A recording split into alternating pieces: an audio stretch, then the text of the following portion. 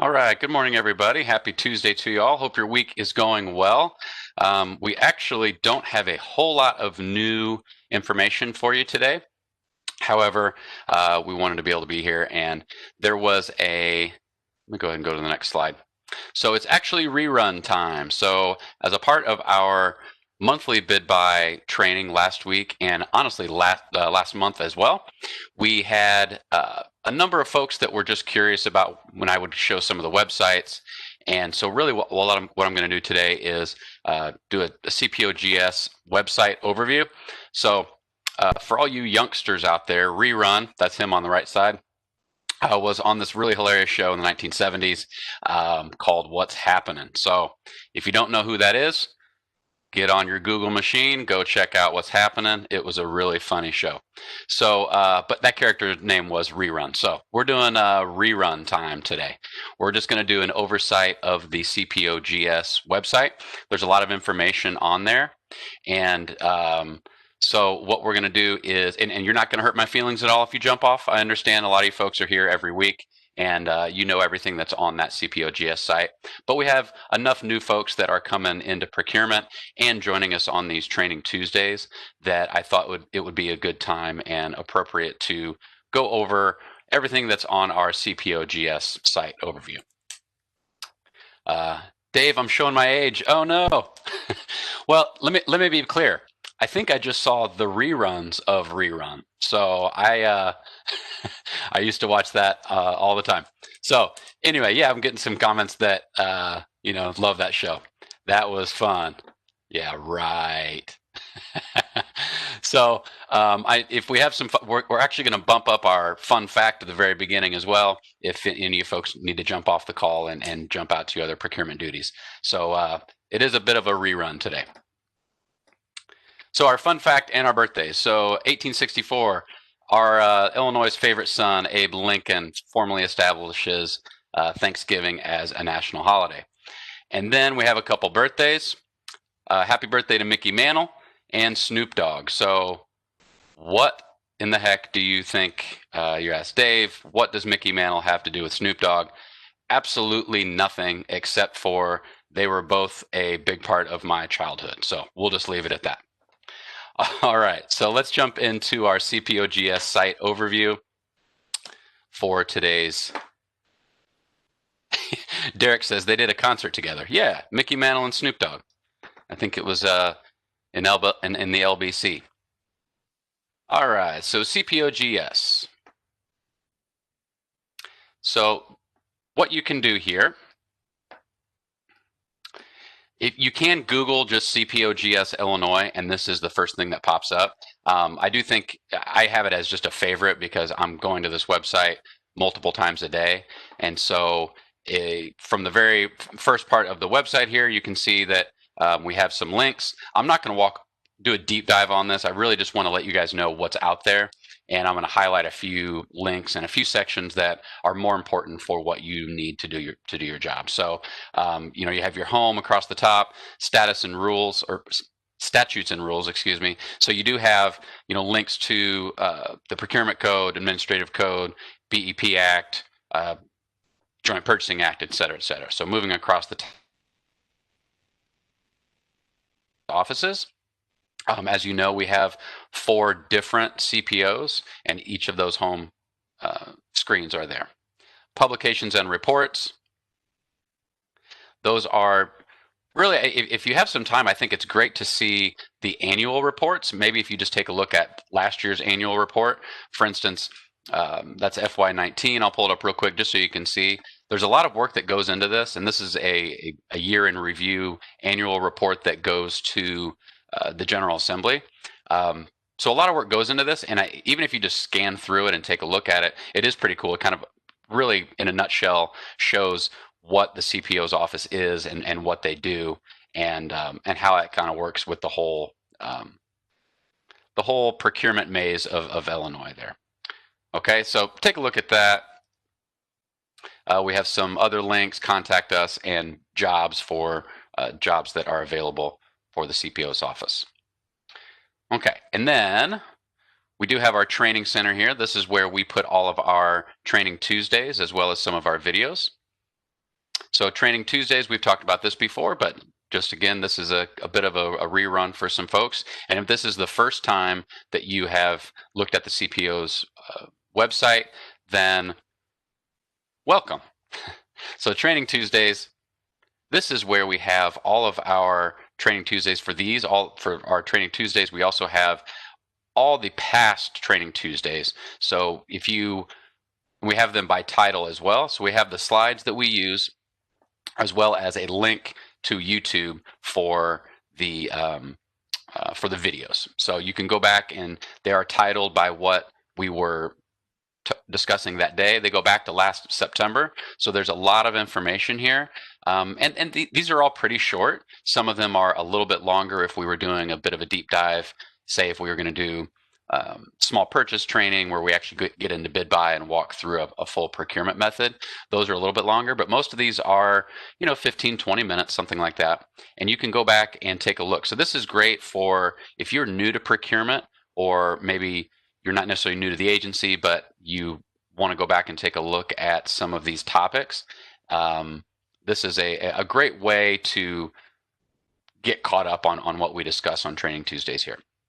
So all those they're going all the way back over a year. Okay. BidBy training videos, we just have a couple out there right now.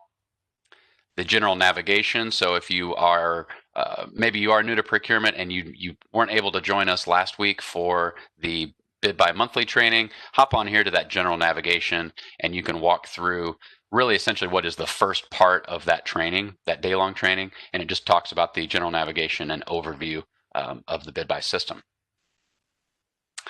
Okay, going back to our home screen. Now scrolling down on the bottom, I want to highlight a few things here, okay? So BidBy, this is how you get to your BidBy job aids. You select BidBy.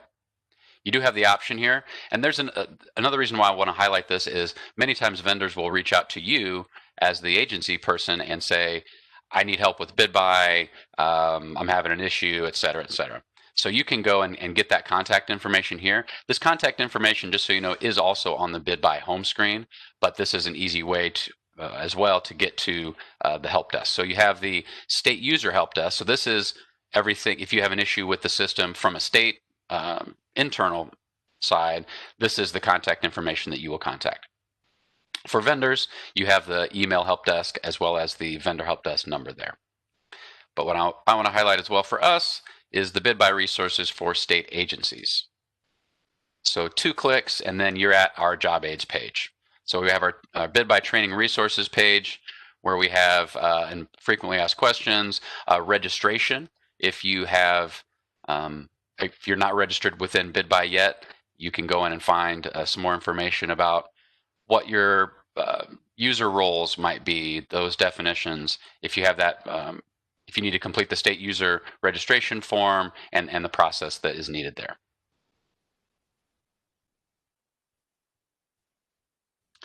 And then we have all of our job aids here. So we, if I need to do a small purchase, first thing I do is I go right here to my small purchase, click on that, and am I doing a small purchase under 10 or am I doing a small purchase greater than 10? And I can see what version number even without opening it up. So for you folks that have printed one out and you just want to make sure you're using the most recent version, you don't even have to open up the job aid to see what version number and when it was published too. So if I go in and take a look at this, and I know for a fact, so I'm looking at this 10,000 and above job aid, version 21.1 published September 30th, 2020. If I know I haven't done a small purchase since this summer, well, I know I need to go in and take a look at that new job aid. Okay, so all our job aids are there, appendices, et cetera, et cetera. Okay, so I'm just going to go back to our, moving along our links along the bottom. Procurement opportunities, suspensions, and debarments. You can take a look at those if you'd like, but what I really want to highlight are these last 3 links. So a big one is this procurement resources library. So the procurement resource library is where all of our procurement documents, our most updated documents, are CPO notices, CPO memos, solicitation and contract templates, all your forms, all of those forms that you need to go to this procurement resource library. So this is also one that I would highlight as a favorite. So even if you don't even want to, you know it's here, but even if you don't want to have to click through a couple clicks to get to that procurement resource library, go ahead and favorite this right here, and you can bring up all your forms. So you have your CPO notices. These are the links for resources for vendors as well. So anybody can reach these documents. So the resources for vendors, you have a couple different instructions here for your vendors. So you can always point your vendors to this website as well. A BidBy training material, that just takes us to that same exact place. So it's two different ways to get to the same procurement, the BidBy instructions. CPO notices. This is where all our recent CPO notices are, going back several years. I'm not going to walk through all of them, of course, but anytime that we do have a new CPO notice, we'll certainly discuss it here on Training Tuesdays, but this is where they actually live. So we'll walk through them anytime there is a new one, but just so you know where they all live, it's in that CPO notices page. CPO memos as well. There are less of the CPO memos, but they are just as important. You take a look at those. And then we have our solicitation and contract templates and forms. I would say that this is where most of the activity in our procurement resource library takes place, just because this is where all our documents are. So this is where our templates for your IFB, RFPs, Forms A, Forms B, standalone contract templates, your BOAs, your renewals, your amendment documents, all of that financial disclosures, your standard certifications, standard terms and conditions, and on and on and on. So this is a very important page because these are the most up-to-date templates and forms that you will need to use. We do have a couple new forms that are out there. Of course, we have that notice of electronic submission only with our pandemic times, as well as a new ratification request form. Okay, and if you have any specific questions about these, always feel free to reach out to your SPO, your APO, or myself or Derek Reeves as well. We have a question. What happened to the contract file checklists? So a few of those, we had a bit of a work in progress. So we are working on updating those. Just we had to pull them down because they weren't up to date. Okay, so there were some forms in there that, because I think it went back probably 5 or 6 years. And so that is something that agencies have asked for, and we're working on getting an update version for you. Okay, so those are our solicitation and contract templates and forms. Your gateway access, so if you need access to IPG, certainly the IPB access request form is still there. I'm not sure if you would really need access to that other than for historical purposes, since no activity is happening on the Illinois Procurement Bulletin anymore.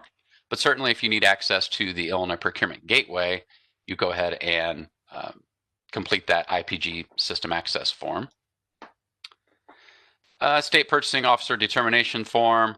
This is where the request and determination of non-responsive and non-responsible forms live. We have our small business, small purchase forms. This is where you have your small business set-aside waiver, as well as the small purchase with sole source conditions. The small purchase with sole source conditions form, I think, is actually in that other section as well. And that is the Procurement Resource Library. Okay. And then we have our two programs here. We have our small business set-aside program, as well as the unified procurement program. And these both live in on the site on our bottom two links there. You have the small business set-aside. It gives an overview of what that SBSP program is, as well as a couple of the forms that are there. So you have a link to the IPG, and so you can go ahead and if you have a vendor that's asking about what is this, I've heard about this small business set-aside program, can I get some more information about it? You can direct them straight to this page. It gives a lot of great information, as well as they can directly, so if I click register now, it's going to take me directly to IPG to go ahead and start up a registration for IPG. Okay. As well as at the bottom, we get this question a lot. They say, oh, I remember that we have set-asides are not only just for small purchases, right? They're also for these 600 some NIGP codes. Where does that list live? It's here on this bottom part of this small business set-aside page. So you have your set-aside codes. And just as a reminder, any of the codes that would fit underneath here, under one of these categories, it doesn't matter. It doesn't have to be less than $104,000. If it is under any of these codes, it is considered a set-aside procurement. Okay, so you could have an IFB for $200,000. If we're doing it for slicers and shredders, that seems like a lot of slicers and shredders. But anyway, if you are using that, that will be set aside for small businesses. So a lot of research has gone into this list. So we get this question as well. Hey, where do those codes come from? We aren't just grabbing them out of thin air. A lot of research has gone into these procurement, to these NIGP codes. So we have to have a certain amount of small business set-aside vendors that are registered for those codes, first of all, right? I mean, we wouldn't set aside a code and not have any vendors in there. And so periodically they take a look at this list. So the small business specialist and the people that run this program take a look at this list every once in a while and go, okay, well, as things are changing, do we still have enough vendors to meet the need for this code to be set aside? And those are constantly being taken looked at. Okay. And of course, if you ever have any questions about these codes, reach out to us and we can make sure your questions are answered. We also have the requalification statement. So if you ever get a question from a vendor that they know they're in the small business set aside, but they need to renew for any particular reason, that requalification statement is here. So once you're in IPG, it makes it really easier to do a renewal. It's a yearly renewal. They do need to go in and update any information. And if they are in the small business set aside program, because as a reminder, if you are in the small business set aside program, you are registered in IPG. So IPG is the database for our small business vendors. However, each year, rather than submitting all their taxes and doing everything, there is the option for the vendor to simply complete this requalification statement. And it is let me pull it up real quick just so you can see how easy it really is. They have to just put in their gross revenues from the previous year. They are certifying, they check a few boxes to certify that they meet all the requirements for the small business set aside program. And then they sign, print, and put their tax ID number. So fairly easy on our small business vendors to stay in that program, but they do need to certify year to year that they meet the threshold for being in the program. Okay, and our final link on our website is the UP program. So this is the Unified Procurement Program. This is the CPO-GS's joint purchasing program. And hopefully soon we're going to have one of the members of the UP program come on and talk a little bit more about this. And that's something that probably on one of our Training Tuesdays coming up shortly, we're going to invite a special guest to come and do a little bit more of a deep dive in our joint purchasing.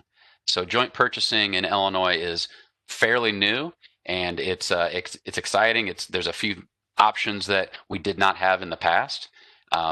And some procurement requirements are different for our UP program, and we're going to have a special guest come on and discuss that. But we do have, I do invite you to at least take a look at this update newsletter. This gives a great overview of what the Unified Procurement Program is, and I invite you to walk through that program if it opens up. There we go. So here's the update newsletter. It walks through really what it is, what joint purchasing is. We have some links here with some additional information about the program, as well as we have, as I scroll down more, you have some recent joint purchase master contracts, as well as a list of renewals that were recently renewed, as well as some expiring joint purchase master contracts, and do they have a renewal option, etc. Okay, so we'll have some more information about the UP program coming up, but stay tuned for that. Okay, I think that's to make sure I don't have any other questions here. No more questions? Last check. I don't have any questions. So calling, yeah, going once, going twice. You can always reach out to us for any other questions, and we'll see you next Tuesday. All right, thanks, everybody. Have a great week.